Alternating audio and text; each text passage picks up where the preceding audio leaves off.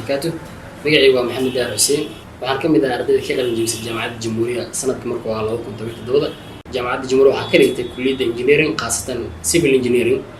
intaan jaamacadda dhiganayna casharada caadiga ah qaadanayna waxa inoo dheeraa practicals iyo seminars practicals oo waliba laba nooc kala ah mid fieldiga lagu qaato in banaanka loo baxo oo practical caadi la soo sameeyo iyo mid labka lagu sameeyo run ahaantii kulliyadda engineering waa kulliyad ka mid ah kulliyadaha ah tusoo taabsi oo aanu la jeedo ardaygu wuxuu u baahan yahay inuu dhismihii tago oo arko qaabka dhismaha loo sameynayo nashqada qaabkii loo soo guurin lahaa nashqada wax ku sawiro oo dhismihii loo keeni lahaa si uu arkaas u helano ama arkaas u bartana wuxuu u baahan yahay inuu practicals badan helo jaamacadda Jamhuuriya waxay inoo fududeysay waxaan full practical oo dhameystiran oo aan meelaha goobaha dhismaha aan taginay seminarskan iyo practicalskan aan jaamacadda 4 sano dhiganayna ka soo qaadanaynay waxay inoo horseeday ama waxay ii horseeday in maanta aan